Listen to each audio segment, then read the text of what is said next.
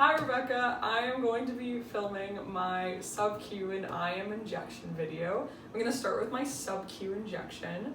So the materials that I need, I have my 1 milliliter syringe with a 27 gauge needle.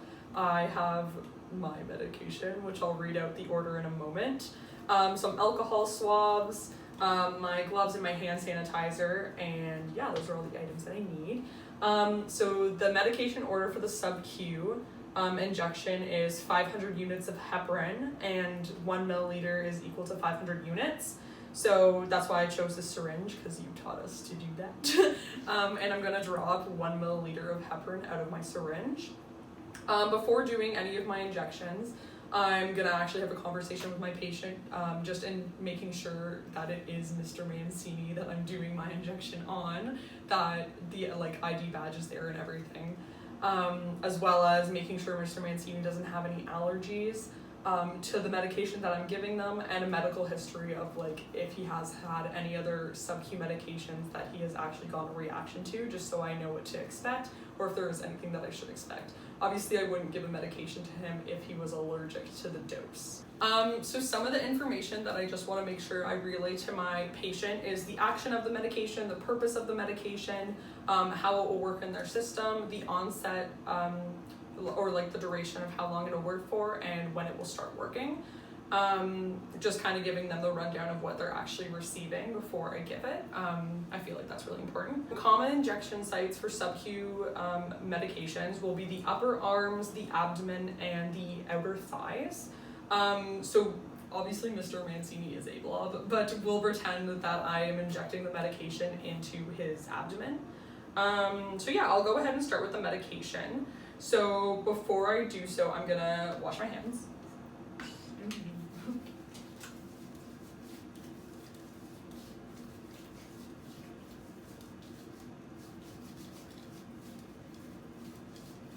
And then I will don gloves.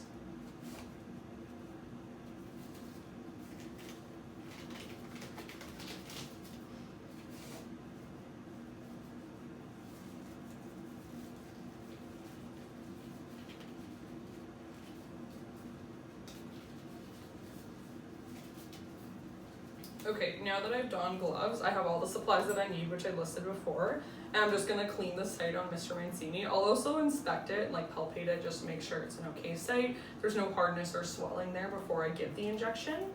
Then I'll go ahead and wipe the site, just thoroughly. I'll make sure I do it big enough, just in case, say I inject a little bit to the side or something like that, I'll know, it was still clean and sterile. And then I'm going to prepare the medication. So I'm going to go ahead and open the vial and clean the top of it.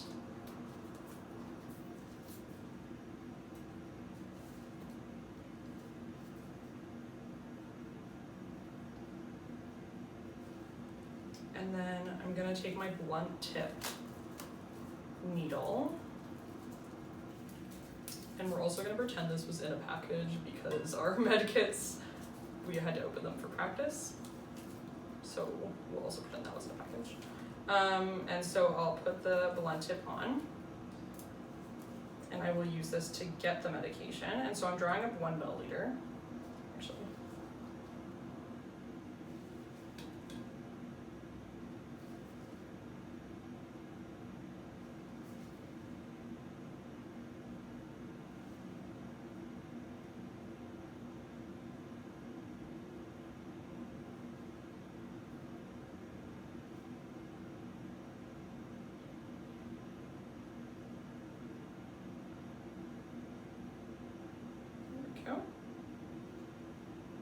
Perfect, so that's exactly 1 milliliter. So then I'm gonna take off the blunt tip, and I'll put this into the sharps container. And then I will put on my 27 gauge. And then I'm ready to inject. So I know that I wiped off the sterile part, so I'm just gonna squeeze the top a little bit, just so the patient doesn't feel much pain. And I'm gonna go ahead and inject.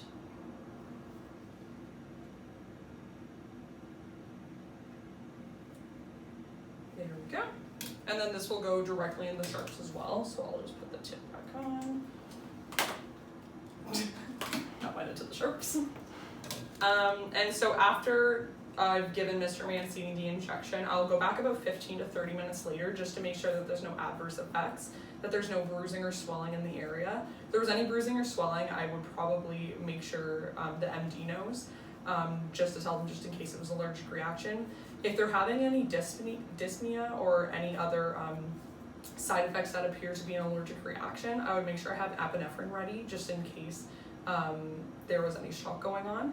And I would also let the MD know. And if there's any other critical signs in my patient, I'll instantly take their vitals and also let the MD know. Mr. Mancini has now been prescribed 1 milligram of Haldol IM. It comes in a vial of 4 milligrams per 2 milliliters. So after we did the math calculations, I'm going to have to draw up 0.5 milliliters of Haldol. So again, just like the sub-Q injection, I'm gonna go to my patient first, ensure he is my patient, that it is Mr. Mancini, wristband, asking him his date of birth, and then explaining the procedure to him. So I will explain to Mr. Mancini why he's getting the medication, the purpose of the medication, the route of administration, the onset of duration, like how that'll work in his body and everything. And after I clarify everything with Mr. Mancini, I will then go and prepare my medication. So before I begin that, I will wash my hands.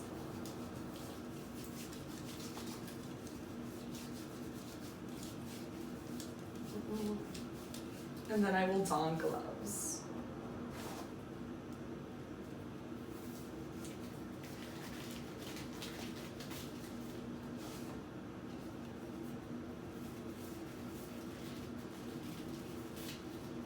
All right, so for my IM injection, you can use a 20 to 25 gauge needle. I have a 21 gauge needle today with the safety lock.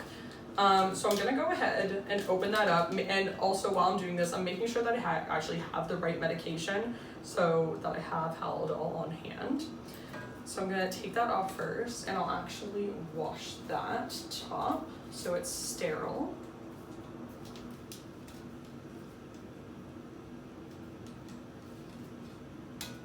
Then I'm gonna go ahead and open up my needle with the safety gauge, and I'm actually just gonna take out the actual syringe. And then I'm gonna go ahead and open up the blunt tip because that's what I'll use to take out the medication.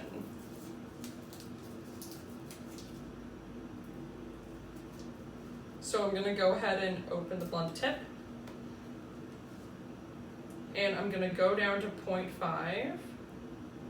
So I can put that into the like the container, and then that will take out 0.5. It'll just help me out. So go ahead and do that. And flip it.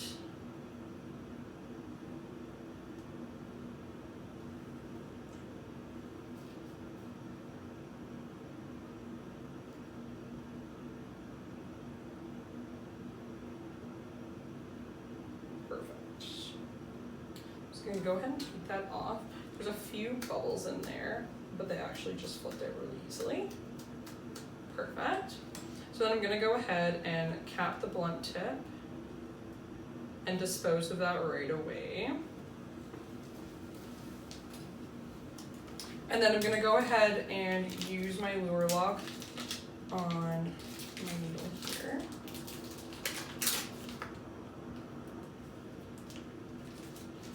All right, so right now, so this purple thing here is the safety tip. So after I inject, that'll actually be able to be pushed forward, so it prevents people from stabbing each other. And then something I would have done for the subcutaneous, but I only have one, you can use a medication label on your actual injection so you know who it's meant for. So I'll go ahead and do that with this one. Pristine Medical only gave us one.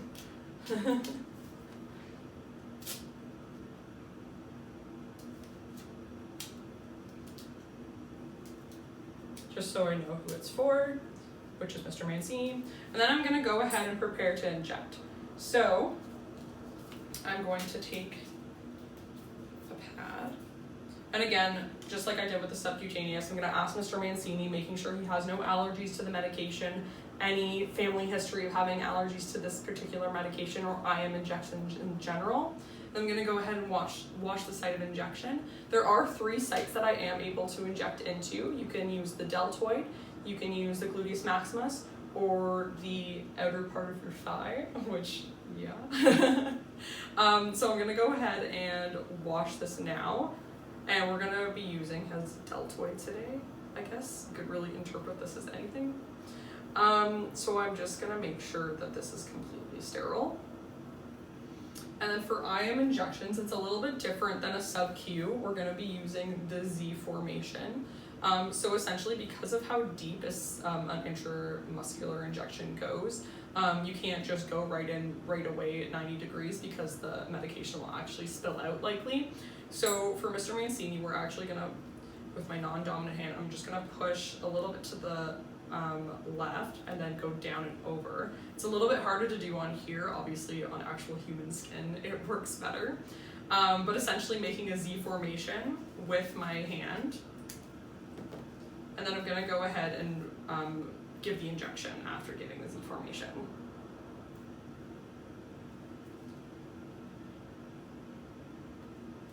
Just right in and right out, and then this is able just to come forward, just to snap close, and then I can get rid of this.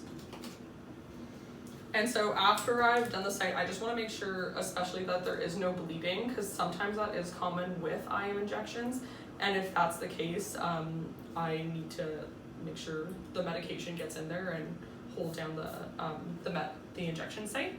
But other than that, the same thing with the sub-Q injection. I would come back 15 to 30 minutes later, make sure that the site is clean, that that there's no swelling or bruising, that the patient isn't complaining of any dyspnea or anything like that. If the patient is showing signs of an allergic reaction, I'll have epinephrine on hand and let the MD know. Also take vital signs as well.